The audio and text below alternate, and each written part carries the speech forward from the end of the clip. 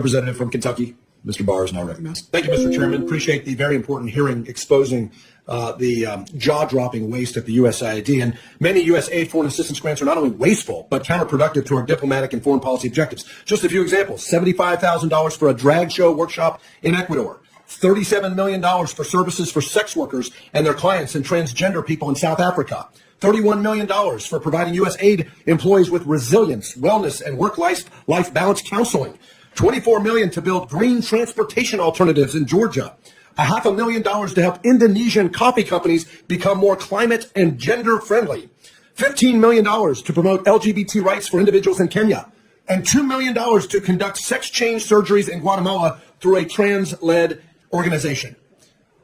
My colleagues on the other side of the aisle are whining that President Trump has fired the Inspector General of this agency. Thank goodness for President Trump for firing an Inspector General for not exposing what Elon Musk has exposed with this waste. Are these programs what hardworking American taxpayers should be funding? But let me focus on Uganda, because my colleague from Texas raised that issue, a country that has thousands of soldiers fighting for our counterterrorism interests against al-Shabaab in Somalia. And that country was severely punished by the Biden administration for signing its anti-homosexuality law into law in May of 2023. The Biden administration revoked Uganda's AGOA eligibility, enacted visa restrictions on Ugandan individuals, and pressured the World Bank to prohibit new public financing. Despite this, USAID has provided a $600,000 grant to, quote, empower Uganda's LGBT community to push back against this legislation, and a $5.4 million grant to shift public perception and attitudes in Uganda towards LGBT acceptance and to train LGBT individuals on the skills needed to engage in the economy. Now, in Uganda, China is expected to finance the $5 billion East African crude oil pipeline directly, because Western leaders and the World Bank are walking away from the project because of the Biden administration's response to their own domestic legislation. Mr. Primorak, should taxpayer dollars go toward penalizing countries like Uganda for making their own internal domestic political decisions on social issues that one administration doesn't agree with, which in turn strengthens countries' relationships with our adversaries like the communists in China? Congressman, I've spoken to many officials from the region there, and they explained to me their shock when they would prepare for meetings with Secretary Blinken. They prepared about how can we work together to combat China, actually. But when they had the meeting, they were hit with the woke things about the climate, about the LGBT, and all these issues. They were utterly stunned that here they are, Africa. They know about the challenge and the great geostrategic fight that we have, ready to work with us, but we weren't ready to work with them. Well, look, I get it. The gentleman from Texas disagrees with the Ugandan people.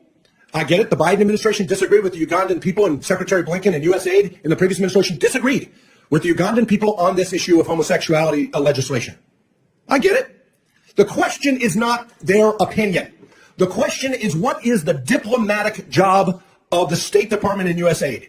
Is it to lecture the Ugandans, or is it to help us counter Belt and Road? Is the job of the State Department and USAID to advance American national security?